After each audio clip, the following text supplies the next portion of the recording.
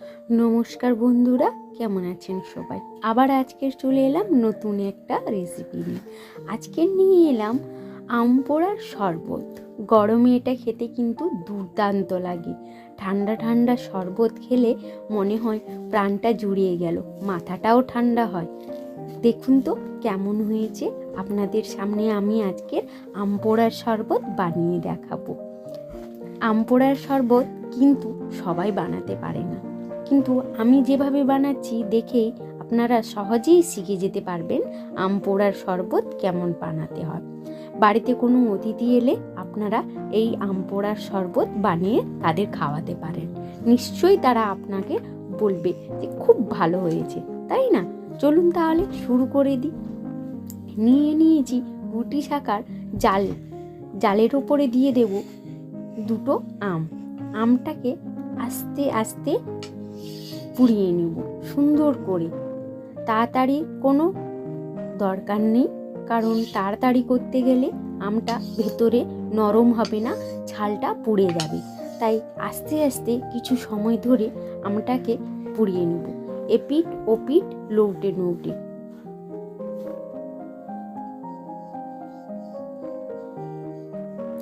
আস্তে আস্তে সময় রেখে আমটাকে পোড়াতে হবে।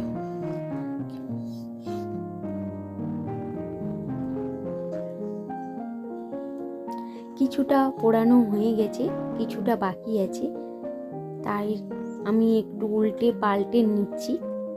হয়ে গেল আমার আম পোড়ানো। এটা আমি নামিয়ে এখন ঠান্ডা হতে দেব। একটা বাটিতে দুটো আম নামিয়ে রাখলাম, আর নিয়ে নিলাম দুটো কাঁচা লঙ্কা আমি পুড়িয়ে নেব। এবার আমটা হালকা ঠান্ডা হয়েছে, যাতে আমের ছালটা সহজেই তুলে নিতে পারি, তার জন্য অল্প জল দিয়ে দেব। আমের ছালটা ছাড়িয়ে নেব সুন্দর করে আস্তে আস্তে হাতে। আমের ভেতরটাও নরম হয়েছে, শুধু ছালটা তুলে নেব। হয়ে গেছে ছাড়ানো, একটা আম হয়ে গেছে, আর একটা আমের ছালটা আমি ছাড়িয়ে নেব। আমি একটা গ্রেটার নিয়েছি, তাতেই আমের যে এটা আছে সেটা বের করে নেব।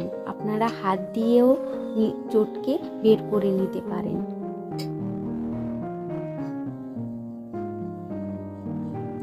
এখানে আমি বের করে নিয়েছি সুন্দর করে, দেখুন।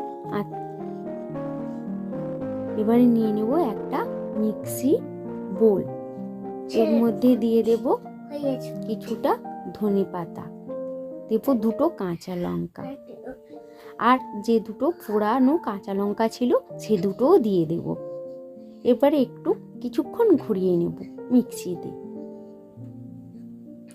হয়ে গেছে। এবার খুলে আমের যে কাঠটা বের করে রেখেছি সেই আমের কাঠটা মিক্সি বলে দিয়ে দেব। এবার দেব অল্প পরিমাণের জল, বেশি দেব না কিন্তু। দিয়ে আবার একবার এটা ঘুরিয়ে নেব। বেশি সময় লাগবে না, 2 মিনিট ঘোরালেই হয়ে যাবে। এবার দিয়ে দেব বিট লবণ 1 চামচ, দেব 4 চা চামচ চিনি। মিষ্টিটা আপনারা যে যার পরিমাণ মতো দেবেন। দেব ভাজা জিরের গুঁড়ো,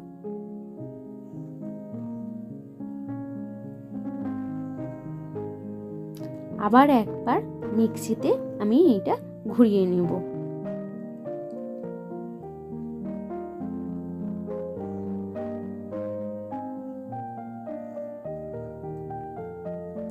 কিছুক্ষণ ঘুরিয়ে নিলাম, হয়ে গেছে।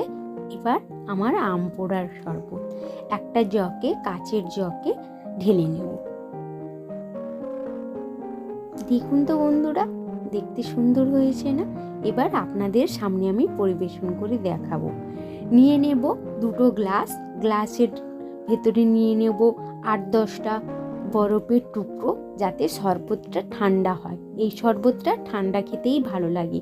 গরমের সময় রোদ থেকে ঘুরে এসে এই আম পোড়ার শরবত খেলে মাথাটা সত্যিই ঠান্ডা হয়ে যায় আর মুখে স্বাদ আনে।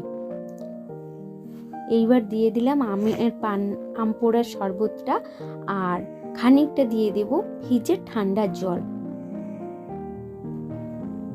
নিচে বসে গেছিল আম পোড়ার কাঠটা, সেইটা একটু মিশিয়ে নেব ঠান্ডা জলের সঙ্গে।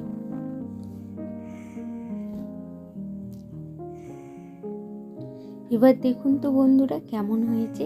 ওপর থেকে দিয়ে দেব কিছুটা চাট মশলা, টেস্টটা আরও ভালো করার জন্য। আপনারা এইভাবে বাড়িতে বানিয়ে দেখতে পারেন। দিয়ে দিচ্ছি ওপর থেকে পুদিনা পাতা। এইবার দেখুন কত সুন্দর হয়েছে, তাই না? দেখতে খুব সুন্দর হয়েছে, খেতেও সেই রকম। ঝাল মিষ্টিটা আপনারা যে যার পছন্দের মতো ব্যবহার করতে পারেন। আমি আমার মতো ব্যবহার করেছি। সবাই, ছোট বড় সবাই খেতে পছন্দ করবে। রেসিপিটা যদি ভালো লেগে থাকে তাহলে আমাকে সাবস্ক্রাইব করে রাখবেন এবং লাইক, কমেন্ট, শেয়ার করে দেবেন। ধন্যবাদ।